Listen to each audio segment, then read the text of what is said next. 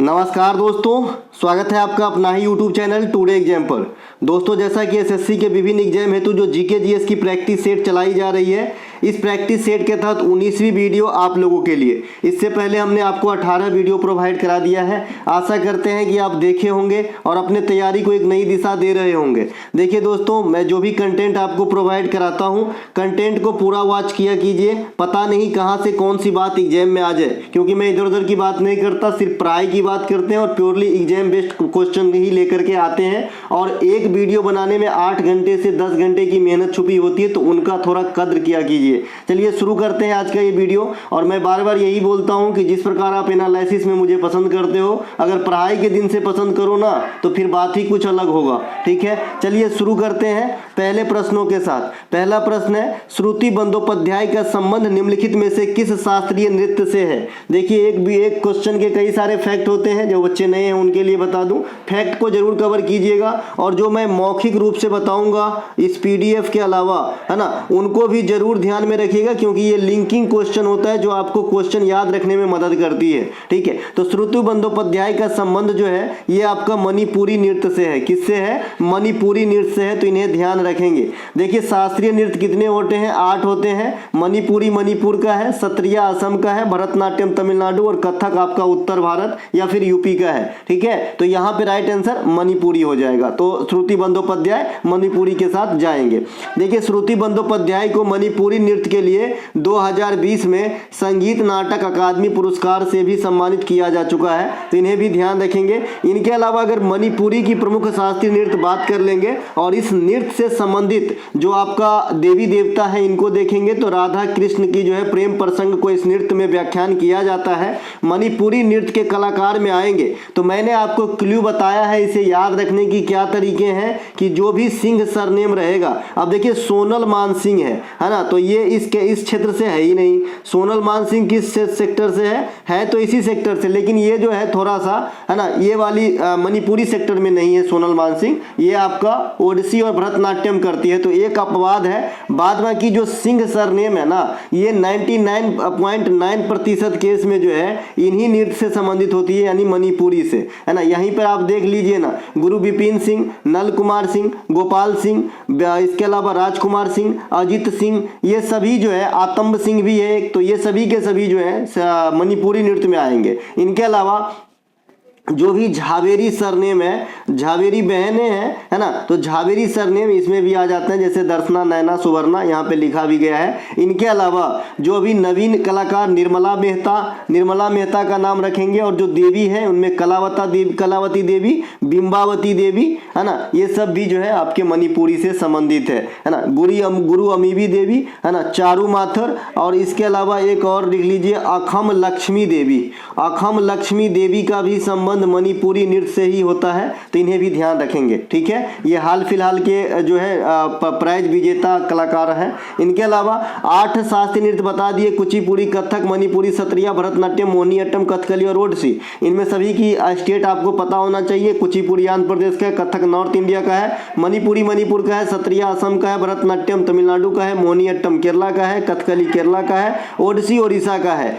अब एक क्वेश्चन आता है, कई बार आपने इस लैंग्वेज में क्वेश्चन को अटेंड किया होगा कि निम्नलिखित में से कौन सा शास्त्रीय नृत्य देवदासी नृत्य परंपरा से संबंधित है ना। तो देखिए, देवदासी नृत्य परंपरा से जो संबंधित आपका विरासत से जुड़ी हुई जो चीज है, नृत्य है, ये आपका ओडिसी है, भरतनाट्यम है और कुचिपुड़ी है। इन तीनों को ध्यान रखेंगे, है ना। इनकी उत्पत्ति इस नृत्य विरासत परंपरा में हुई, यानी देवदासी वाली नृत्य परंपरा की विरासत की उपज है। ठीक है भाई। इनके अलावा भरतनाट्यम नृत्य को और क्या कह लेते हैं? सादिर अट्टम भी कह लेते हैं, तमिलनाडु का, जैसा कि अभी आपने सुना। इसके अलावा इस नृत्य के 3 पार्ट, अभंग, त्रिभंग और सभंग, है ना। इनके अलावा जो करने का श्रेणी होती है, मतलब क्रम होता है, उसमें कौन कौन सा चीज आता है? तो अलिरप्पू आता है, जाति स्वरम, शब्दम और तिल्लाना। तो ये बात भी ध्यान रखेंगे, है ना। अभंग, सभंग, त्रिभंग के साथ अलिरप्पू, जाति स्वरम और शब्दम, तिल्लाना, ये सब किसमें आता है? भरतनाट्यम में, जिसे सादिर अट्टम भी कहते हैं। और 2023 में भरतनाट्यम के लिए ही 2 कलाकारों को पद्म विभूषण दिया गया है ना। इसके अलावा मोहिनी अट्टम कैसा नृत्य है? तो एकल महिला नृत्य है। इसमें सिर्फ महिला ही भाग लेती है, कोई भी पुरुष भाग नहीं लेते हैं। और मोहिनी अट्टम में भगवान विष्णु के मोहिनी स्वरूप की पूजा करी जाती है। इसके अलावा अगला प्रश्न है, उन भू आकृतियों को क्या कहते हैं जो पृथ्वी के विभ्रंश के कारण बनती है तथा जिनके कारण एक प्लेट दूसरे प्लेट से नीचे चले जाते हैं या सतह खसक जाते हैं? एक तो सतह खसकना होता है भूस्खलन। देखिए जैसे ये कोई पहाड़ है और इसकी मलबा नीचे ढह जाता है और आप सुनते होंगे कि बारिश के समय में हिमाचल प्रदेश की ये रास्ता बाधित, वो रास्ता बाधित, तो भूस्खलन जो है मेन कॉज बनता है। तो भूस्खलन मतलब जमीन जो है अपने स्थान से डोल जाना, हिल जाना, दूसरे जगह पर सरक जाना। तो ये भूस्खलन अलग चीज है। इसमें कहा गया है कि उन भू आकृतियों को क्या कहते हैं जो पृथ्वी में विभ्रंश के कारण उत्पन्न होती है और उनकी सतह एक दूसरे के नीचे चली जाती है, न कि खसकती है। ठीक है, तो ये जो हो जाता है, दब जो जाता है, ये आपका होता है भाई विभ्रंश घाटी। विभ्रंश घाटी इन्हें कहते हैं। ऑप्शन नंबर ए यहाँ पे राइट आंसर है। लोएस जो आप देख रहे हैं ये पवन के द्वारा निर्मित होता है। आर्कीपिलागो जो देख रहे हैं ये जो बहुत सारे द्वीप का जो समूह होता है, ग्रुप ऑफ आइलैंड जो होते हैं उन्हें आर्कीपिलागो कहते हैं। बालू का स्तूप भी जो है पवन के द्वारा ही निर्मित होते हैं, जिसमें बालू के कण को एक जगह से दूसरे जगह उड़ा कर एक ढेर के रूप में पाट दिया जाता है। इसे टिब्बा या बालू का स्तूप कहा जाता है। ठीक है भाई, तो चारों ऑप्शन आप समझ लिए। अब आते हैं व्याख्या में। भारत में नर्मदा और ताप्ती दो ऐसे प्रमुख नदियां हैं, और भी नदियां हैं, लेकिन इन दोनों मेजर नदी जो है भ्रंश घाटी या रिफ्ट वैली को फॉलो करते हैं। ठीक है, नर्मदा नदी की उद्गम अमरकंटक की पहाड़ी जो मैकाल रेंज की पर्वत मध्य प्रदेश में है, यहीं से सोन नदी भी निकलती है। लेकिन सोन और नर्मदा में क्या फर्क है कि सोन ईस्ट के तरफ चली जाती है और बिहार में जाके गंगा नदी में मिलती है, और नर्मदा जो है वेस्ट के तरफ फॉलो होती है, उल्टा दिशा में फॉलो होती है। ठीक है, वहीं से ताप्ती नदी जो है वो कहां से निकलती है? तो ये भी मध्य प्रदेश से ही निकलती, लेकिन ये सतपुरा पर्वत रेंज से निकलती है जो बैतूल जिला में स्थित है मध्य प्रदेश के अंदर। ठीक है, तो इसके अलावा दोनों ही नदियां पश्चिम दिशा में बहते हुए अरब सागर में जा गिरती है। ये दोनों नदियां किसकी बात हो रही है? नर्मदा और ताप्ती की अरब सागर में गिरती है। नर्मदा नदी अरब सागर में गिरने वाली सभी पेनिनसुलर नदियां में सबसे बड़ी नदी है, तो ये बात भी ध्यान रखेंगे। वैसे अगर पूछे कि भाई प्रायद्वीपीय भारत की सबसे बड़ी नदी कौन सी है, तो गोदावरी है, लेकिन यहाँ पे एक क्लू लगा दिया है कि अरब सागर में गिरने वाली पेनिनसुलर इंडिया की लॉन्गेस्ट रिवर कौन सी है? तो नर्मदा होगी। ठीक है, और पेनिनसुलर इंडिया की सामान वे में लॉन्गेस्ट रिवर कौन सा है? तो आपका गोदावरी होगा, क्योंकि गोदावरी जो है बे ऑफ बंगाल में जो है गिरती है। ठीक है भैया, इनके अलावा नर्मदा नदी पर कौन सी परियोजना है ना? तो यहाँ पे जो है गलत लिखा गया है, ये ताप्ती नदी पर है ना। ताप्ती नदी पर काकरापारा परियोजना है, इसे शुद्ध करके दूंगा, चिंता न कीजिए। ताप्ती नदी पर काकरापारा परियोजना है, ताप्ती नदी उल्टा लिखा गया है, ये नर्मदा। नर्मदा नदी पर सरदार सरोवर परियोजना, इंदिरा गांधी बांध सागर परियोजना है ना, नर्मदेश्वर परियोजना, ओमकारेश्वर परियोजना है ना, उल्टा लिखा गया। जो ताप्ती पे होना चाहिए वो नर्मदा पे है, जो नर्मदा पे होना चाहिए वो ताप्ती पे हो गया। मैं उसे शुद्ध करके दूंगा, आप लोग चिंता बिल्कुल ना करें दोस्तों, कोई भी चीज जो है गलत नहीं होगा यहाँ पे, है ना। तो नर्मदा पे सरदार सरोवर,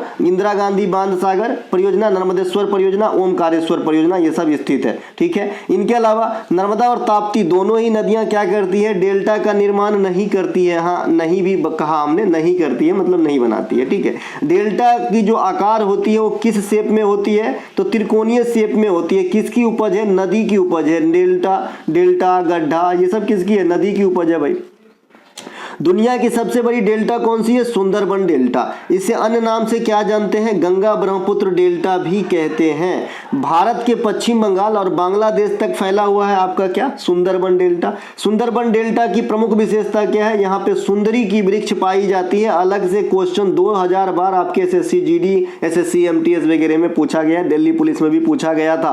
रॉयल बंगाल टाइगर ये कहाँ पे मिलेगा? सुंदरबन डेल्टा में ही मिलेगा। इसके ऊपर एक पिक्चर बना है रोर, आपने देखा होगा है ना, स्टूडेंट की पसंद वाली ये पिक्चर है रोर। उसमें कोई जाना पहचाना चेहरा नहीं है, हीरो हीरोइन आम आदमी मतलब बहुत ज्यादा फेमस कलाकार का नहीं है, लेकिन पिक्चर बहुत अच्छा है। ठीक है, इनके अलावा मैनग्रोव प्रकार की वनस्पतियां पाई जाती है आपकी सुंदरबन डेल्टा में। ये जो मैनग्रोव प्रकार की वनस्पतियां होती है जनरली ये नमकीन क्षेत्र में होती है ना, और ये मैनग्रोव को हम ज्वारीय वन भी कहते हैं। और मैनग्रोव वाला जो वन है जहां जहां आपके समुद्री किनारा होगा, जो भी आपके तटीय प्रदेश होते हैं हैं वहां पे पाए जाते हैं। मैंग्रोव वन में क्या होता है कि साल भर जो है पानी लगी रहती है जनरली, और इस पानी में आपका जो है वृक्ष सब का आधा भाग डूबा हुआ होता है। ठीक है, तो ये सब ध्यान रखेंगे। इनके अलावा आपस में जुड़े हुए द्वीपों को हम क्या कहते हैं? आर्कीपिलागो। अभी मैंने ऑप्शन में बताया था। सबसे बड़ा द्वीप दुनिया में कौन सा है? ग्रीनलैंड। कौन से देश में है? तो डेनमार्क में। और डेनमार्क की राजधानी कहाँ है? आप लोग से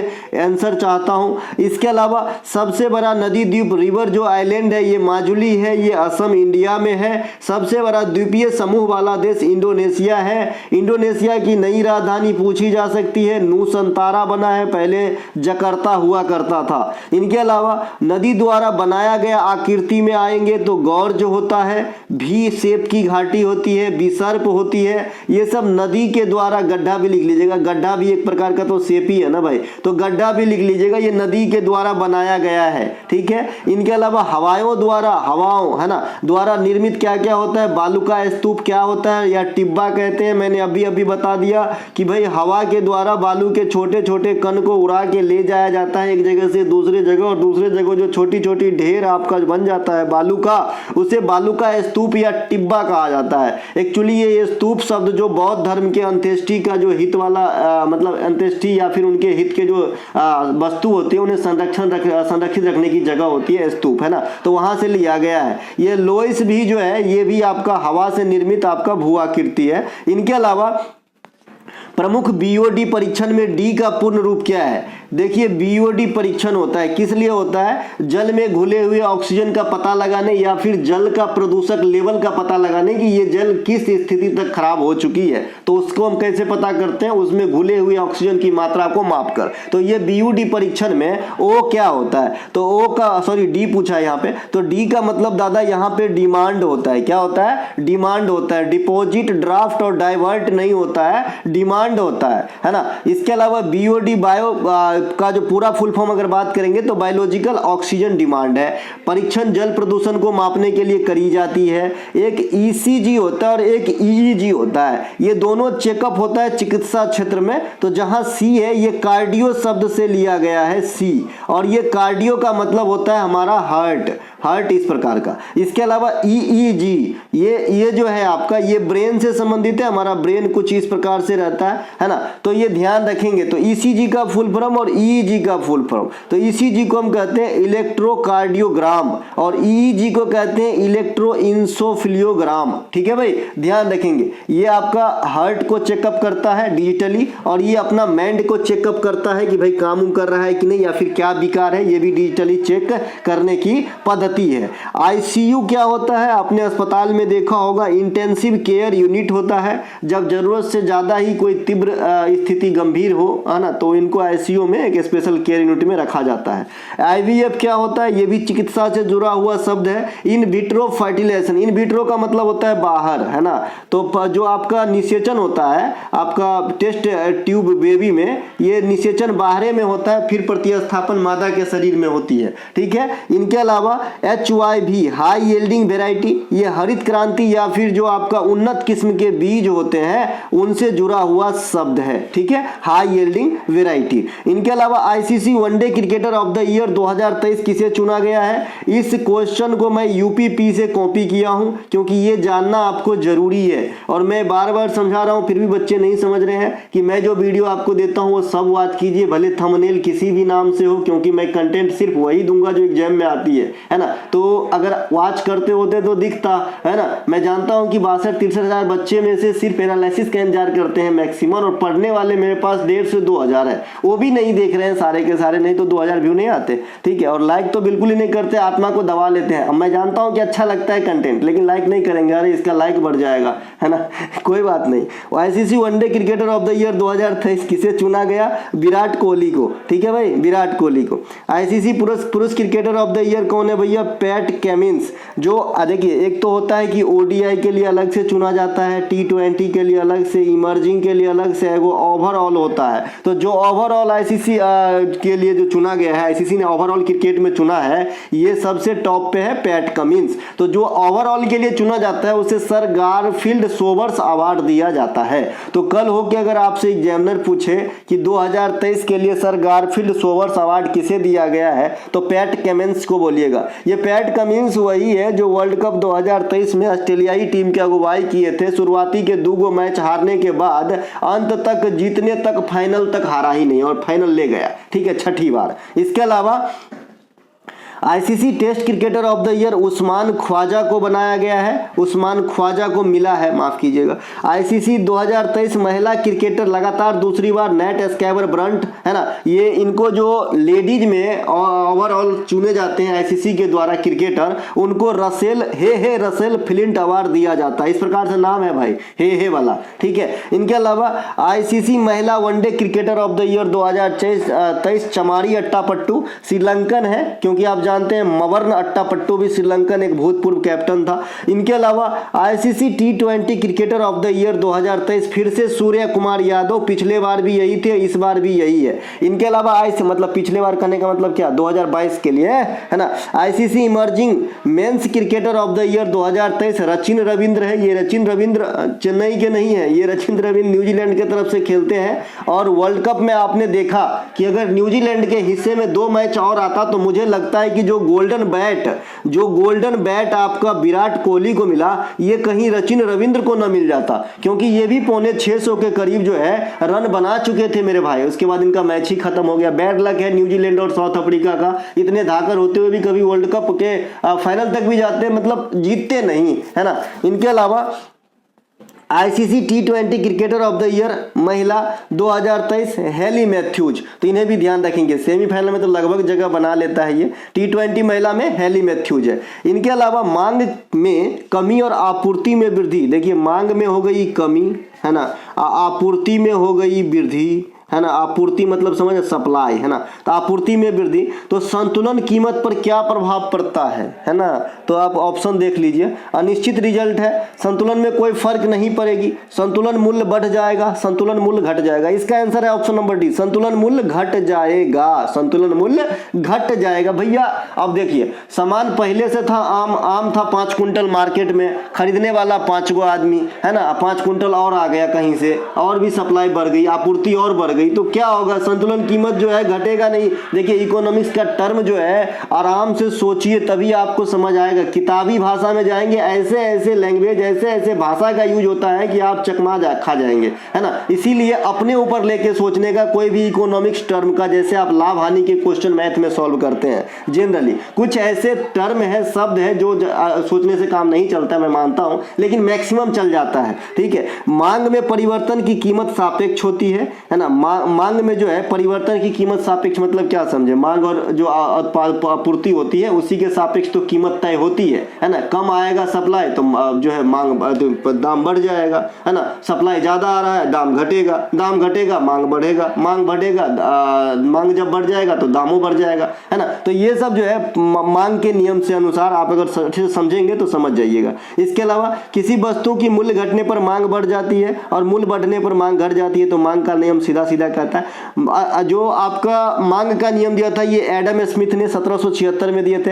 एडम स्मिथ को जो है इकोनॉमिक्स का पिता भी कहा जाता है। तत्पश्चात मांग और पूर्ति का नियम फिर नए सिरे से अल्फ्रेड मार्शल ने भी दिया है, ठीक है। 2 पूरक वस्तुओं में से अगर एक की कीमत वृद्धि हो जाए तो दूसरे की मांग क्या होगी, घटेगी। ये आपका प्राइस समझ लीजिए और ये आपका डिमांड है। तो एक का कीमत अगर बढ़ गया तो दूसरे की डिमांड घटेगी। ये कैसे होता है, आप अपने जो है मोटरसाइकिल और पेट्रोल पे जो एक बार लेके देखिए इस बात को कि भाई मोटरसाइकिल की दाम मान लीजिए अभी 80,000 रुपया चल रहा है, मोटरसाइकिल की दाम अचानक 2 लाख रुपया हो गया, है ना। तो पेट्रोलों कोई नहीं खरीदेगा, क्योंकि अब जो जिसमें लगता है पेट्रोल वही नहीं लोग खरीद पा रहे हैं, तो पेट्रोल को लेके पिएगा। तो इसीलिए पूरक वस्तु में एक की भाव जब बढ़ जाती है तो दूसरे की डिमांड घट जाती है, समझ गए। इनके अलावा पूरक वस्तुओं के बीच मांग कैसा होता है, तो प्रतिलोच ऋणात्मक होता है। जो बात मैंने अभी ऊपर एग्जाम्पल में समझाया है पेट्रोल और मोटरसाइकिल, सेम इसको सोचिए कैसा होगा।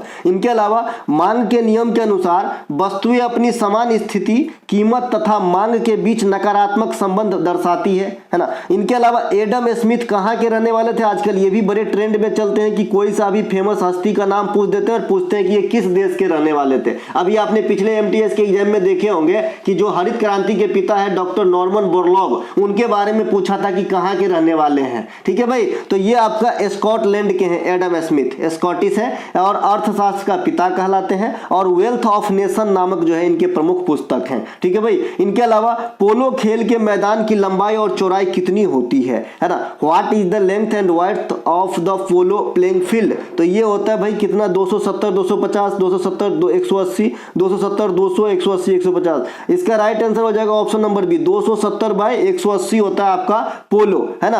और 3:2 में जो है इसकी रहती है मैदान की रेशियो। ये भी क्वेश्चन आपके एग्जाम में आया है, ये क्वेश्चन मेरे ख्याल से CHSL में आया था, CHSL 2019 में ये क्वेश्चन आया था। फिर MTS में इस फॉर्म में क्वेश्चन पूछे जाने लगे कि बेसबॉल में लंबाई और चौड़ाई का अनुपात क्या होगा 2023 में, तो वहां पे 2:1 है क्योंकि 18 और 9 है चौड़ाई और लंबाई और चौड़ाई। ठीक है भाई, तो हर एंगल से जो है आपको तैयार रहना है अपने आने वाले अच्छे समय के लिए। एग्जाम एक त्योहार है और एग्जाम को कभी भी सर पे बोझ लेके ना दे, है ना। तो फिर पढ़ते ही क्यों, अगर बोझ ही समझ रहे हैं तो भाई जब हार्ड है तो क्यों, है ना। हार्ड तो है ही, लेकिन मैं उसको उस हिसाब से रम जाऊंगा कि मेरे लिए ना एक त्योहार के जैसा हो। ठीक है, एग्जाम के पहले एक आध दिन बड़ा कूल रहे, ऐसा नहीं कि अब 18 तारीख से एग्जाम है तो रात में 3 बजे भी पढ़ रहा है, ऐसा नहीं है। जितना पढ़े काफी है, थोड़ा सा ठंडक रखिए, जाइए कूल होकर एग्जाम दीजिए। ठीक है मेरे भाई, तभी बनती है बात, है ना। इनके अलावा पोलो खेल में 4 खिलाड़ी जबकि वाटर पोलो में 7 खिलाड़ी होते हैं। अब कूल होने का मतलब ये नहीं कि आज से ही पढ़ना छोड़ दिया, अरे जो होगा ऊपर वाले सब सही कर देंगे, तो ऐसा तब करता है जब ऊपर वाला ने आपका मेहनत देखा हो और देख रहा है, वो तो देखते ही रहते हैं कि कौन कर रहा है, कौन इच्छुक है भाई, है ना। इनके अलावा ओलंपिक्स वाटर पोलो में जल की गहराई 1.8 मीटर से कम नहीं होगी, ये बात भी आपको ध्यान रखना है। कबड्डी की जो मैदान है इसकी लंबाई 13 मीटर और चौड़ाई 10 मीटर। कबड्डी में कितने खिलाड़ी होते हैं, 7 खिलाड़ी। और वाटर पोलो में भी कितने खिलाड़ी होंगे, तो 7 ही खिलाड़ी होते हैं। और इसके अलावा मैराथन दौड़ की जो लंबाई है टोटल ये कितनी होती है, तो 42.195 किलोमीटर। देखिए 42 किलोमीटर लोग ध्यान रख लेते हैं, 195 किलोमीटर जो है ये आगे की चीज याद नहीं रखते हैं और इस बार MTS में यही हुआ। 42.123 दे रखा था, 42 कुछ और 3 डिजिट, फिर कुछ और 3 डिजिट, इस प्रकार से दिया रखा था। तो जिनको ये 195 पता है वो सही करके आए, बाद बाकी जो है गलती हो जाती है। क्रिकेट में पिच की लंबाई 20.12 मीटर होती है, तो इन्हें भी ध्यान आपको रखना है। 20.12 मीटर ये पिच जहाँ पे बल्लेबाज दौड़ने के लिए भागते हैं, ये वाला है ना, इसे पिच कहते हैं। और इधर जो खड़ा रहता है जहाँ से लोग स्टंपिंग कर देते हैं, तो ये जो है आपका 4 फीट का होता है, तो ये भी आपको ध्यान रखना है। इनके अलावा ओलंपिक स्विमिंग पूल में 10 लेन होते हैं, ये जरूर ध्यान रखें। ओलंपिक स्विमिंग पूल में 10 लेन होते हैं, लेन होता है ना ऐसा, है ना। और जबकि फीना जो होता है, जो विश्व तैराकी चैंपियनशिप करवाते हैं, तो वहां पे 8 लेन होता है। ये भी क्वेश्चन आपके एग्जाम में पूछा गया है। ओलंपिक लगाया रहेगा और पूल में स्विमिंग पूल में लेन पूछेगा तो 10 बताना है, और ओलंपिक नहीं लगाया रहे, है ना, फीना विश्व चैंपियनशिप लगाया रहे कि इसके अकॉर्डिंग स्विमिंग पूल में कितने लेन होते हैं, तो 8 लेन होते हैं। आज मैं ओलंपिक से क्वेश्चन देने वाला था, इसीलिए पहले से जो है वहां पे लिखा है, लेकिन नहीं दे पाया। चलो ठीक है, कोई नहीं। अगली है ना, अनुच्छेद 111 का संबंध किससे है, what is the article 111 related to. देखिए ओलंपिक से जो भी रिकॉर्ड वगैरह है सब मैं आपको बता चुका हूं, अगर आपने पास्ट में अटेंड किया है तो। हालांकि एक बार जो है आपके GD एग्जाम से पहले फिर से ओलंपिक की तरफ भारतीय लिहाज से हम जरूर सब कुछ बता देंगे एक प्रश्न में, आज ही बता देते, लेकिन जाने दीजिए, लिखा था आधा अधूरा। इसके अलावा संसद द्वारा पारित विधेयक पर राष्ट्रपति का सहमति, या आर्टिकल 111 में क्या है आपसे पूछ रहा है, धन विधेयक की परिभाषा, संसद की संयुक्त अधिवेशन को बुलाना, राष्ट्रपति पर महाभियोग, तो इसमें से क्या हो जाएगा बताइए। तो 111 में हो जाता है कि जो आपका संसद द्वारा पारित विधेयक पर जो है राष्ट्रपति की सहमति। जैसे अभी जो विधेयक आपका पास हुआ है कि भाई लोकसभा और विधानसभा में 1/3 महिलाओं के लिए जगह होगी, 106वां संविधान संशोधन, तो आखिरी रूप से जो विधेयक पर सिग्नेचर करेंगे ये प्रेसिडेंट करेंगे, तो ये आर्टिकल 111 में इस बात की पुष्टि की गई है, आप समझ गए होंगे। इनके अलावा भारत के संविधान में अनुच्छेद 52 से लेकर 61 तक, है ना, ये डायरेक्ट जो है राष्ट्रपति को रिलेट करता है, और इसका सूत्र मैंने बताया था पकानिको का दियोदशम, और इनका एक एक चीज का अपना अपना जो है फुल फॉर्म है, अपना अपना जो है मतलब महत्व। जैसे प से पद, का से कार्यपालिका का प्रधान, नौ से निर्वाचन में कौन कौन आएगा, इस प्रकार से, है ना। तो ये मैं पहले बता चुका हूं, कई बार बता चुका हूं, एक बार की बात छोड़िए। राष्ट्रपति का पद आर्टिकल 52 में है, राष्ट्रपति की बात करें तो देश में प्रथम नागरिक होते हैं, तीनों सेनाओं का प्रमुख होते हैं, केंद्र में कार्यपालिका का प्रधान होता है, लेकिन नाम मात्र का प्रधान होता है, ये भी मैंने आपको बताया है। देखिए कार्यपालिका की जो शक्ति है उपभोग कौन करते हैं, पीएम करते हैं, और राज्य में कौन करते हैं, सीएम करते हैं। तो राज्य में भी कार्यपालिका का प्रधान जो है आम रूप से राज्यपाल को ही माना जाता है, तो ध्यान रखेंगे। इनके अलावा अनुच्छेद 112 है, ये संघीय बजट से संबंधित है, जिसे हम वार्षिकी वित्तीय विवरण कहते हैं। इनके अलावा अनुच्छेद 123 राष्ट्रपति के अध्यादेश जारी करने से संबंधित है ना। इनके अलावा अनुच्छेद 143 राष्ट्रपति को सर्वोच्च न्यायालय से जो परामर्श प्राप्त होता है उनसे संबंधित है। अनुच्छेद 72 राष्ट्रपति की क्षमादान से संबंधित है। राज्यपाल का भी क्षमादान की आर्टिकल है, बताइएगा, ऑप्शन देता हूँ 160, 161, 162, 164, बताइएगा कौन सा है राज्यपाल की क्षमादान की आर्टिकल। इसके अलावा अनुच्छेद 85 राष्ट्रपति के द्वारा संसद के सत्रावासन या विघटन या फिर समाप्ति, जो लोकसभा की हो सकती है और राज्यसभा की कभी नहीं होती, ये बात भी आपको ज्ञात होगा। इनके अलावा अनुच्छेद 65, इसके तहत कि जो वाइस प्रेसिडेंट है वो लाइक राष्ट्रपति की तरह जब कार्य करते हैं यानी प्रभार में होते हैं, तो ये बात की जो व्याख्या है आर्टिकल 65 में करी गई है। देखिए आर्टिकल 63 जो है यहाँ से स्टार्ट हो जाता है वाइस प्रेसिडेंट, 63 में वाइस प्रेसिडेंट का पद है, 64 में राज्यसभा का पद सभापति होते हैं, 65 में राष्ट्रपति के तौर पे कार्य करते हैं। ये सब जो है आपके उपराष्ट्रपति से संबंधित पद है। इनके अलावा व्याख्या है, उपबंध है। स्वच्छ भारत मिशन के दूसरे चरण की शुरुआत किस वर्ष की गई? ऑप्शन है 17, 18, 20, 21, 14, 15, 22, 23। तो ये जो हुआ आपका, ये हुआ दादा 20-21 में दूसरे चरण की। पहले चरण की हुई थी 2014-15 में। आप जानते हैं स्वच्छ भारत मिशन है ना, इसकी शुरुआत गांधी जयंती 2 अक्टूबर 2014 पर किया गया था, है ना। गांधी जी के जन्मदिन 2 अक्टूबर को पूरे विश्व में क्या मनाते हैं? विश्व अहिंसा दिवस। ये सिर्फ इंडिया में ही नहीं, ये पूरे विश्व स्तर पे मनाया जाता है। इनके अलावा सितंबर 2023 से स्वच्छ भारत अभियान के नया ब्रांड एम्बेसडर संग्राम सिंह पहलवान को बनाया गया है, तो इन्हें भी ध्यान रखेंगे, है ना, हॉट टॉपिक रहती हैं ये सब। इनके अलावा गांधी जी 1893 में अफ्रीका गए थे, 1915 में लौटे थे। लौटने के समय का उम्र जो है 46 वर्ष लगभग। इनके अलावा जो 9 जनवरी को जो लौटे थे उसे प्रवासी भारतीय दिवस के रूप में हम इंडिया में अब सेलिब्रेट करते हैं, और ये त्यौहार जो है बाइनियल है, इसीलिए आप 2024 में आप नहीं सुने होंगे कि प्रवासी भारतीय दिवस मनाया गया अमुक जगह, है ना। 2023 में मनाया गया था, तो अब 2025 में मनाया जाएगा, और पिछली बार 23 में इंदौर में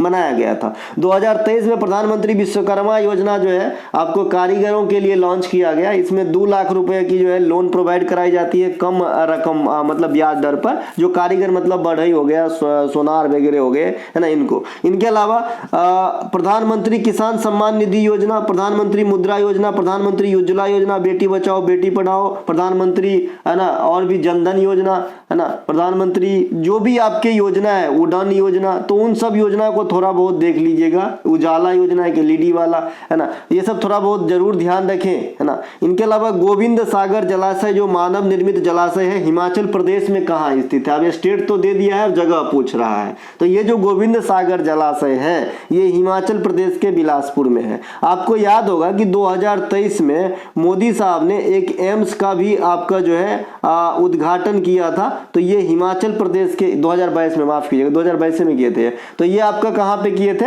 हिमाचल प्रदेश के बिलासपुर में ही एम्स है। देखिए बिलासपुर छत्तीसगढ़ में भी है और हिमाचल प्रदेश में भी है। इनके अलावा भारत में सबसे बड़ी झील वेम्बनाड झील है, जो कहाँ पे है? केरल में है, और केरल का भी सबसे बड़ा झील होगा। स्वाभाविक सी बात है कि अखंड भारत की सबसे बड़ी तो जहाँ है उसकी तो होगी ही बड़ी। इसके अलावा इसी झील में प्रत्येक वर्ष आपसे एक सवाल पूछता है कि बल्लमकली सर्प बोट रेसिंग कहाँ आयोजित किया जाता है। आपने कई बार इस क्वेश्चन को अटेंड किया होगा, है ना, कि भाई बेल्लमकली, है ना, सर्प बोट रेसिंग नाव की प्रतियोगिता होती है, ये वेम्बनाड झील में ही होती है, मींस केरल में ही होती है, अगस्त महीना में होती है, समय फिक्स है। इस झील को कोचिन झील या कोच्चि झील भी कहा जाता है। झील में अधिकांश पानी का स्रोत नदियां हैं, और इन नदियों में कौन कौन सहयोग करते हैं? तो पंपा नदी, पापा नहीं है, ये पंपा है ना, पंपा। इसके अलावा मणिमाला नदी, अचना कोविल नदी, है ना, ये सब केरल में बहते हैं भाई, ठीक है। केरल में पेरियार नदी भी बहते हैं। पेरियार आदमी का भी नाम है, पेरियार नदी भी है, जो इदुक्की परियोजना को कवर करता है, केरल में है। इसके अलावा पंपा भी आदमी का ही नाम है, ठीक है। इनके अलावा भारत में सबसे बड़ी लगून झील कौन सी है? चिल्का। ये कहाँ मिलेगा? उड़ीसा में। और ये सबसे पहले रामसर साइट में अपना स्थान दर्ज करवाया भारत के लिहाज से, और उदयपुर सिटी जो है ये रामसर शहर के रूप में पहली बार दर्ज कराया है अभी अभी। इनके अलावा भारत में ज्वालामुखी क्रिया से निर्मित झील महाराष्ट्र के बुल्ढाना प्रांत में लोनार झील है। भारत में प्लेट टेक्टोनिक से बना झील ये बुलर झील है जम्मू कश्मीर में। भारत में मीठे पानी की सबसे बड़ी झील है। झीलों का अध्ययन लिम्नोलॉजी कहलाता है। ये आपके सामने वो जो मैं क्वेश्चन उस दिन पूछा था, बहुत कम बच्चे ने जवाब दिया, इसलिए फिर से ये फोटो दिखा दिया कि भाई एक मिशिगन झील जो है ये विशाल झील समूह में एक ऐसा झील है कि ये सिर्फ अमेरिका में ही रहता है। बाद बाकी आप देखेंगे एंटोरियो हो गया, इसके अलावा हारून हो गया, ईरी हो गया, ये सभी के सभी, सुपरियर हो गया, ये सभी के सभी जो है आपका कहाँ पे मिल जाते हैं? तो कनाडा और अमेरिका दोनों में है ना। एक बार पीडीएफ के लिए बात कर दूं थोड़ा सा, देखिए जो बच्चे एसएससी की तैयारी करती है, आप 70 रुपये वाला पैकेज लीजिए। आप किसी के 999 क्लास पे भारी पड़ेगी, नहीं पड़ा तो आपका पैसा मेरे पास सुरक्षित है। इसके अलावा अगर आप यूपी पुलिस का करते हैं तो भी ले सकते हैं 35 में। बिहार SSC SI के लिए 35 में है ना। अगर आप कंबाइन लेते हैं सभी के सभी तो 100 है। अगर इन दोनों मतलब एक एसएससी के लिए और एक बिहार SSC या यूपी के लिए तो 90 है ना। तो जैसा आपको डिमांड है वैसा आप ले सकते हैं अपना जरूरत अनुसार। आपके ये मोबाइल नंबर है, इस पर व्हाट्सएप मैसेज करना है या फिर डायरेक्ट डिस्क्रिप्शन में लिंक दिया गया है, आप लिंक क्लिक करके जो है बात कर सकते हैं, है ना। नीचे एक चीज लिखा है, ज्यादा मत सोचिए कहीं मेरिट चूक न जाए, तो ये बात सिर्फ ऐसे ही नहीं लिखा हूं, तर्क दे के लिखा हूं भैया। इनके अलावा कुछ अन्य प्रमुख भारतीय झील, लोकटक झील मणिपुर में है, अंशुपा झील उड़ीसा में है, पुष्कर झील आपका राजस्थान में। देखिए पुष्कर के लिए एक बच्चे ने मुझे पर्सनली व्हाट्सएप पे मैसेज किया है कि भाई पुष्कर में मैंने पुष्कर महोत्सव के आगे जम्मू कश्मीर लिखा है, और जो मैं फेस्टिवल वाला दिया हूं आपको उसके 72 नंबर क्वेश्चन है, देख लीजिएगा, ठीक है भाई। 72 नंबर क्वेश्चन लिख के लिखा था वो, ठीक है। तो भाई पुष्कर महोत्सव सही में जम्मू कश्मीर में ही होती है। पुष्कर मेला जिसे हम ऊंट मेला भी कहते हैं, ये आपका राजस्थान के पुष्कर अजमेर में होती है, ठीक है। और जो आपका इंटरनेशनल ऊंट महोत्सव है वो राजस्थान के बीकानेर में होता है। बड़ा ही विडंबना है भाई। देखिए इंटरनेशनल ऊंट महोत्सव कहेगा तो अलग आंसर, ऊंट मेला कहेगा तो फिर अलग आंसर, है ना। पुष्कर मेला कहेगा तो अलग आंसर राजस्थान, पुष्कर महोत्सव कहेगा तो जम्मू कश्मीर अलग आंसर। तो थोड़ा सा ध्यान रखिएगा, है ना। रेणुका झील हिमाचल प्रदेश, कंवर झील है बिहार का रामसर साइट में, पहली बार जोड़ा गया था बिहार के बेगूसराय के पास। सांभर झील राजस्थान में, डल झील जम्मू कश्मीर में, पुलिकट झील जो है ये आंध्र प्रदेश और तमिलनाडु दोनों में है। देखो हुसैन सागर झील है जो दोनों ट्विन सिटी को जो है कवर करता है, हैदराबाद और सिकंदराबाद को। तो पहले आंध्र प्रदेश में, अब तेलंगाना और आपका आंध्र प्रदेश दोनों कहेंगे। इनके अलावा निम्नलिखित में से कौन सा एक भारत में सार्वजनिक क्षेत्र की बैंक नहीं है? स्टेट बैंक ऑफ इंडिया ये तो है भाई, 1955 में स्थापना हुआ था इसका। बैंक ऑफ बड़ौदा भी है, बैंक ऑफ महाराष्ट्र भी है। इंडसइंड बैंक नहीं है। इंडसइंड बैंक क्या है? प्राइवेट सेक्टर की बैंक है। देखिए भारत में मैक्सिमम बैंक का जो है विलय हो गया, और विलय हो जाने के बाद अब कितने बैंक बचे हैं शेष सार्वजनिक क्षेत्र के? तो मात्र 12 बैंक बचे हैं। विस्तारिता के अनुसार सबसे अधिक जो बड़ा बैंक है वो कौन है? SBI है। दूसरा स्थान PNB का है। PNB पहले छोटा बैंक था लेकिन अब जो है 2 बैंकों का और आ गया है ना, तो ये बड़ा बैंक बन गया है PNB। State bank of India की स्थापना 1995 में इंपीरियल बैंक ऑफ इंडिया के जगह पे हुआ था। इंपीरियल बैंक ऑफ इंडिया की स्थापना जो है 1921 में किया गया था, ठीक है भाई। इनके अलावा पहला पूर्ण रूपेण भारतीय नागरिकों के द्वारा संचालित बैंक पंजाब नेशनल बैंक 1894 में स्थापित किए गए थे। इंडसइंड बैंक है ना, HDFC bank, ICICI bank, RBL bank, Saraswat bank, Lakshmi Vilas bank, Kotak Mahindra bank, IndusInd bank, है ना। इसके अलावा अभी IDFC first bank, IDFC bank, ये सभी के सभी कैसा बैंक है? तो ये सभी के सभी दादा प्राइवेट बैंक है। इनके अलावा भारत में बैंकों की पहली बार राष्ट्रीयकरण 1969 में इंदिरा गांधी के समय कितने बैंकों का? 14 बैंकों का कराया गया था। दूसरी बार 1980 में 6 बैंकों का राष्ट्रीयकरण कराया गया। अब आते हैं बैंकों का कुंभ RBI के पास। देखिए भारत का रिजर्व बैंक है ना, बैंकों का बैंक है, इसे केंद्रीय बैंक कहते हैं और अंतिम ऋणदाता बैंक भी कहते हैं। यह हिल्टन यंग आयोग के अनुसार 1935 में स्थापित हुआ, 1949 में राष्ट्रीयकरण किया गया था, ये है ना। इसके अलावा इसके प्रमुख काम में आएंगे तो मौद्रिक नीति बनाते हैं, नोट छापते हैं, प्रतिभूतियों की लेन देन करते हैं। इसके अलावा सभी जो कमर्शियल बैंक है उनका पंजीयन भी अपने पास करवाता है ना। तभी तो बोलते हैं ना रिजर्व बैंक के पास जो है अनुसूचित बैंक है या नहीं है। तो ये पंजीयन कहाँ कराना होता है बैंकों को, तो आरबीआई के पास। इसके अलावा जो भारत में एनबीएफसी है ना, नॉन बैंकिंग फाइनेंस कंपनियां है ना, इसके अलावा जो भी एमएफआई है, मैक्रो फाइनेंस कंपनियां, इंस्टीट्यूट है जो आपका सूक्ष्म लोन प्रदान करती है, तो उनको रेगुलेट भी कौन करते हैं, तो आरबीआई ही करते हैं, है ना। इनके अलावा वर्ष 2024 के लिए पद्म भूषण से सम्मानित श्री यंग लेव का संबंध किस देश से है? देखिए एकमात्र पद्म विभूषण से सम्मानित व्यक्ति जो विदेश के हैं और ये ताइवान के रहने वाले हैं। ऑप्शन नंबर 1 यहाँ पे राइट आंसर है।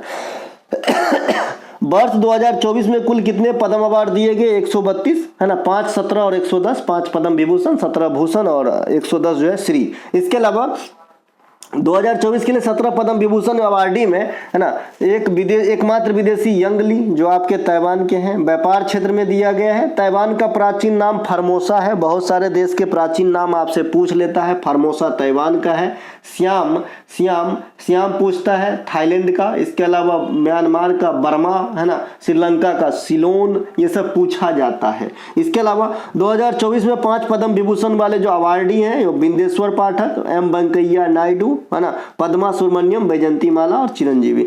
पद्मा भूषण विजेताओं में फातिमा बीवी जो सुप्रीम कोर्ट के प्रथम महिला न्यायाधीश थी, इनकी जो है मृत्यु भी हो गई है। तो जब भी पद्म भूषण से पूछेंगे तो इनका नाम जरूर आएगा। इनके अलावा राम नाईक है ना, ये भी आपका जो है मतलब ये राजनीतिक सेक्टर से जुड़े हुए कैरेक्टर हैं। इनके अलावा इंदिरा गांधी विकास अनुसंधान संस्थान कहाँ है? तो ये आपका बंबई में है। ऑप्शन नंबर डी यहाँ पे राइट आंसर है ना, बंबई के अंदर स्थित है। इंदिरा गांधी विकास अनुसंधान संस्थान IGIDR मुंबई में है। एगो IGMS पटना में भी है ना, और IGMS में फ्री इलाज जो है लगभग किया जाता है। इनके अलावा केंद्रीय एगमार्क प्रयोगशाला भारत के नागपुर में स्थित है। एगमार्क क्या होता है, इको मार्क क्या होता है बता चुके हैं।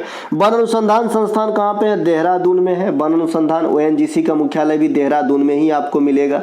इनके अलावा इंडिया की सबसे बड़ा दून एक बार पूछा था, दून, इंडिया का सबसे बड़ा दून भी देहरादून है, ठीक है भाई। इनके अलावा केंद्रीय पक्षी अनुसंधान संस्थान ये उत्तर प्रदेश के बरेली में है, और जो आपका इज्जत नगर में है ये आपका पशु चिकित्सा वाला है, ये भी यूपी में ही है। इनके अलावा Tata institute of fundamental research ये आपके मुंबई में है, और एगो टिस्को ये भी टाटा का है। तो ये 1907 में जमशेदपुर में स्थापना हुआ था। भारतीय तारा भौतिकी संस्थान बेंगलुरु में है। बेंगलुरु में सिलिकॉन वैली भी है। सिलिकॉन वैली कैलिफोर्निया अमेरिका में भी है। इनके अलावा दिल्ली सल्तनत कालीन सुल्तानों में किसने खलीफा के अधिकार को मानने से इनकार कर दिया था? तो जो खलीफा के इनकार नहीं माने ये है अलाउद्दीन खिलजी, माफ कीजिएगा। अलाउद्दीन खिलजी का शासनकाल 1296 से 1316 तक रहा था। खिलजी वंश में सबसे होशियार शासक हुए ये। इसके जो है अत्यधिक सेक्टर अपना क्षेत्र को विस्तार किए, बहुत जगह विजित हुए ये। अलाउद्दीन खिलजी ने दक्षिण विजय के लिए मलिक काफूर को सौंपा था कार्यभार। मलिक काफूर मदुरै तक पहुंचने वाला सल्तनत काल का पहला सेनापति हुआ था। मलिक काफूर सबसे पहले देवगिरी पर आक्रमण किया था दक्षिण विजय के अपने जर्नी में, और उस समय देवगिरी का शासक रामचंद्र देव था। अलाउद्दीन खिलजी के पास विशालतम स्थायी सेना था जिनका जो है डायरेक्ट भुगतान किया जाता था राज्यों के द्वारा। तो ये भी सल्तनत काल में विशेषता है अलाउद्दीन खिलजी के नाम। इन्होंने घोड़ा दागने और होलिया लिखने, अस्थायी सेना, सीरी का किला, अलाई दरवाजा ETC से कौन जुड़े हैं? अलाउद्दीन खिलजी है ना। अलाउद्दीन खिलजी अपने आप को क्या कहते थे? सिकंदर ए सानी, दूसरा सिकंदर। नसीरुल मोमिनीन की उपाधि भी अलाउद्दीन खिलजी लिए थे। इनके अलावा अलाउद्दीन खिलजी गुजरात राज्य को जो है किससे जीता था? तो कर्णदेव जो बघेला का अंतिम शासक हुआ करता था, तो उनसे जो है गुजरात को जीता था, विजित किया था। सल्तनत पर शासन करने वाले 5 वंश कौन कौन है? गुलाम खिलजी, तुगलक, सैयद लोदी, जो आपके सामने है, और सबका इनके बारे में सारा डिटेल में पास्ट के कई क्लासेस में आपको दे चुका हूं। अगला है LIBBO में सबसे बड़ी परमाणु त्रिज्या किसकी होगी? तो स्वाभाविक जो है आपका LI का होगा, D नंबर यहाँ पे। सबसे पहले परमाणु की खोज जो है, यहाँ से चलेंगे, सबसे पहले परमाणु की खोज डाल्टन महोदय ने किया था, और डाल्टन ने बताया कि परमाणु अविभाज्य है, इसे जो है विभाजित नहीं किया जाता। बाद में जो है आपके कई इलेक्ट्रॉन बने, प्रोटॉन, न्यूट्रॉन बने, यानी विभाज्य किया गया अलग अलग वैज्ञानिकों के द्वारा। देखिए एक क्वेश्चन पूछा गया था, लॉ ऑफ मल्टीपल प्रोपोर्शन, ये इसकी जो है खोज किसने की या फिर किसने किसने दिया? तो ये भी जॉन डाल्टन ने दिया था, ध्यान रखेंगे। रदरफोर्ड ने बताया कि जो नाभिक की त्रिज्या होती है, जो न्यूक्लियस की त्रिज्या होती है ना, ये परमाणु की त्रिज्या से काफी छोटे होते हैं और ये छोटा होता है 10 के पावर 5 टाइम, है ना। तो ये भी क्वेश्चन आपके एग्जाम में आया हुआ है। इनके अलावा अल्फा बीटा गामा में सबसे अधिक भेदन क्षमता कहेंगे तो गामा किरण की होगी, और रेडियो सक्रियता पदार्थ में भी ही खाली अल्फा बीटा गामा किरण का उत्सर्जन होता है। रेडियो सक्रिय पदार्थ है या नहीं, हम ये जज कैसे करते हैं? तो जब 83 से अधिक परमाणु क्रमांक किसी भी चीज का होगा तो जनरली केस में वो रेडियो सक्रिय होते हैं, और उनमें से जो है अल्फा बीटा गामा कण का उत्सर्जन होना स्टार्ट होता है, ताकि जो है उनकी न्यूक्लियस अस्थायित्व को प्राप्त करना चाहता है, ठीक है। और इस घटना को क्या कहते हैं? रेडियो सक्रियता। इसकी खोज कौन किए थे? Henry Becquerel. इनके अलावा सभी अक्रिय गैस में सबसे भारी कौन सा गैस होता है? तो रेडॉन होता है। देखिए अक्रिय गैस कौन कौन सा है? Helium, argon, krypton, जेनन, radon. ये जो आपके समूह 18 में है, नियॉन, है ना, ये सभी के सभी क्या है? अक्रिय गैस है। तो इसमें सबसे भारी क्या होगा? रेडॉन है। देखिए रेडॉन का इस्तेमाल जो है कैंसर की जो चिकित्साई प्रणाली है उसमें भी करी जाती है।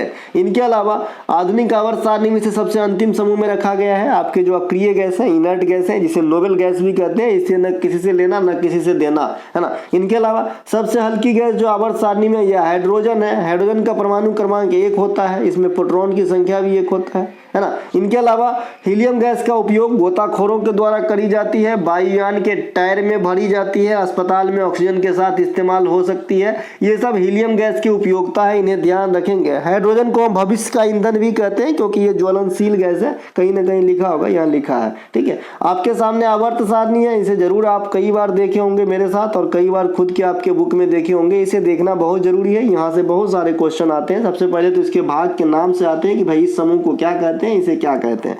तो ये समूह 1 और 2 को हम क्या कहते हैं? सबसे पहले एस ब्लॉक एलिमेंट्स कहते हैं, और 1 और 2 को हम क्या कहते हैं? अल्कलाइन मेटल कहते हैं, क्षारीय धातु कहते हैं। और 2 को स्पेसिफिक क्या कहते हैं? आप पहला में और दूसरा में थोड़ा सा कलर डिफरेंस देख रहे होंगे। जो 2 में थोड़ा गाढ़ा कलर है, सेम कलर लेकिन थोड़ा गाढ़ा है, तो 2 में जो है इसे क्या कहते हैं? अल्कलाइन पृथ्वी धातु कहते हैं, क्षारीय पृथ्वी धातु कहते हैं। इसके अलावा 3 से 12 तक के जो आपका है ये अलग दिख रहा होगा थोड़ा, तो इसे हम कहते हैं भाई डी ब्लॉक एलिमेंट्स। इसकी जो गुण होते हैं इसमें जो है धात्विक गुण पाए जाते हैं। इनके अलावा 13, 14, 15, 16, 18 इनको हम अलग अलग नाम से जानते हैं। 18 को हम नोबेल गैस फैमिली कहते हैं या फिर इनर्ट गैस फैमिली कहते हैं। 17 को हम क्या कहते हैं? हेलोजन फैमिली कहते हैं। 16 को हम केल्कन या ऑक्सीजन फैमिली कहते हैं। 15 को नाइट्रोजन, 14 को कार्बन फैमिली और 13 को बोरॉन फैमिली कहते हैं। इस प्रकार से जो है आपको ध्यान रखना है। नीचे जो हम आप देख रहे हैं इसमें ऊपर वाला जो है 57 से 71 तक जो होता है ये आपका होता है लेंथेनाइड, और नीचे 89 से 103 तक जो होता है ये होता है एक्टियोनाइड। यहाँ पे थोड़ा सा ओल्ड ख्यालात का आवर्त सारणी, अच्छा ठीक है। देखिए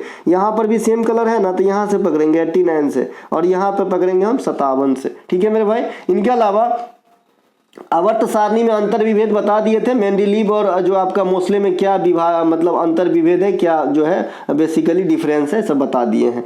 टी.आर. राजन का संबंध किस वाद्य यंत्र से है? तो टी.आर. राजन जो है थाविल बजाते हैं। थाविल जो है आपका कर्नाटक संगीत में इस्तेमाल होने वाला ढोलक प्रकार का एक वाद्य यंत्र है, तो इनके जो है बजाते हैं। डालचंद शर्मा ये पखावज बजाते हैं। तोताराम शर्मा ये भी पखावज बजाते हैं। अन्नपूर्णा देवी सुरबहार से संबंधित है। अनुष्का शंकर, अरविंद पारेख, निखिल बनर्जी, पंडित रविशंकर सितार से संबंधित है। पंडित रविशंकर को ग्रैमी अवार्ड कब दिया गया था? आप लोग कमेंट करेंगे। 1968, 1969, 1998 या फिर 1999 बताइएगा। ग्रैमी अवार्ड पंडित रविशंकर को कब दिया गया था और कितने ग्रैमी अवार्ड अब तक पंडित रविशंकर को दिया गया है? यू श्रीनिवासन का संबंध मैंडोलिन से है। अल्लाह रखा, जाकिर हुसैन, फैयाज खान, सुखविंदर सिंह सभी के सभी तबला प्ले करते थे। इनके अलावा तराइन की तृतीय लड़ाई में किसकी विजय हुई थी? देखिए तराइन की 2-3 लड़ाई होती है प्रमुख, तो तृतीय में इल्तुतमिश की विजय। इल्तुतमिश और कुबाचा के बीच हुआ था 1215 में। इल्तुतमिश जो है जीता था तराइन की ठहर लड़ाई। देखिए तराइन की 2 लड़ाई, पहला और दूसरा, दोनों में सेम कैरेक्टर होते हैं, मोहम्मद गोरी और पृथ्वीराज चौहान तृतीय। तो पहला वाले में पृथ्वीराज चौहान तृतीय विजय, दूसरा वाले में मोहम्मद गोरी विजय। दोनों जो है आपका अगले साल होता है, यानी 1191 के बाद 1192 में। बाबर के द्वारा लड़ी गई 4 लड़ाई। 1526 इब्राहिम लोदी को हराया, सल्तनत की समाप्ति हुई और मुगल वंश की स्थापना हुई। 27 में खानवा का युद्ध हुआ, राणा सांगा को हराया। 28 में चंदेरी का युद्ध हुआ, मेदिनी राय को हराया। 29 में घाघरा का युद्ध हुआ, नुसरत शाह को हराया। ये ध्यान रखेंगे। चौसा का युद्ध 1539 में शेरशाह सूरी ने हुमायूं को हराया। बिलग्राम का युद्ध 1540 में होता है, इसमें जो है हुमायूं को ही हराया, लेकिन इसके बाद जो है शेरशाह ने सूरवंश की स्थापना की थी, ठीक है, और हुमायूं को निर्वासित होना पड़ा था।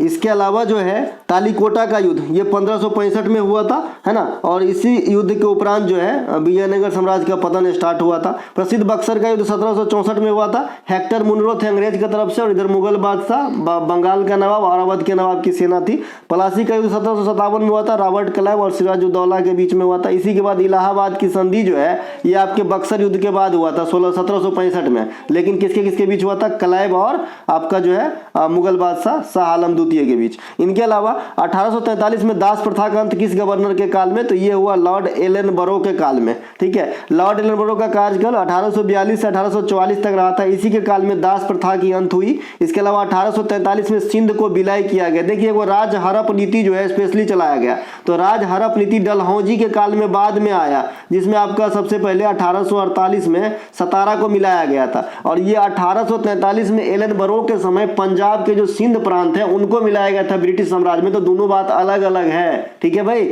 इसके अलावा 1843 में जो आजकल हम संडे कहते हैं ना, संडे फंडे की छुट्टी है, कितना दिन है आज भी संडे है ना, संडे है। तो ये जो संडे की छुट्टी है ये एलनबरो के काल से ही है, आज इसी क्वेश्चन से मैं इसको जो लिखा हूं। इनके अलावा नरबली प्रथा पर रोक जो है हार्डिंग के समय लगा था। देखिए वो लॉर्ड हार्डिंग द्वितीय है, तो जो हार्डिंग सेकेंड है ना ये 1900 के बाद आया था, आपका मिंटो के बाद आपका, जिसके काल में आपका जो बंगाल विभाजन है रद्द किया गया था, 1911-12 की बात है। लेकिन ये जो हार्डिंग है ये पहले की बात है, ठीक है। तो हार्डिंग ने नरबली जो है ना, आदमी का बलि, उड़ीसा के जो खोंड होते हैं ना उनमें ये प्रथा प्रचलित था पहले, तो इनको जो है रोक लगाया था। इनके अलावा सती प्रथा पर रोक 1829 में विलियम बेंटिक, ये भी एक क्रूर प्रथा था, तो इन्हें भी रोक लगाया गया। इनके अलावा डॉक्ट्रिन्स ऑफ लैप्स डलहौजी ने, यानी राज हड़प नीति जो मैं बात कर रहा है 1848 में सतारा को मिलाया गया, फिर झांसी उसी को। इसके अलावा वुड का डिस्पैच ये शिक्षा संबंधित 1854, इसे भारतीय शिक्षा का मैग्ना कार्टा इसी के काल में आया था। डाक टिकट प्रणाली ये भी 54 में,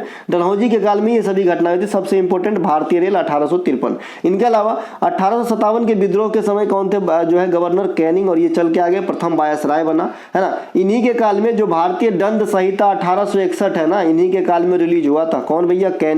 इनके अलावा प्रसिद्ध बहावी आंदोलन 63 एल्गिन के काल में आया था, है ना। भारत और यूरोप के मध्य समुद्री टेलीग्राम की सेवा जो शुरू हुआ था 1865 में सर जॉन लॉरेंस के द्वारा। अजमेर में मेयो कॉलेज, नाम से स्पष्ट है, कोई भी अपने नाम से ही बनाएंगे, तो मेयो के काल में हुआ था। मेयो के काल में पहली बार जनगणना 1872 में, और मेयो की ही हत्या अंडमान निकोबार में हुई थी। अगला प्रश्न है, निम्नलिखित में से कौन सी पुस्तक उनके लेखक के साथ मिलान जो है सही है।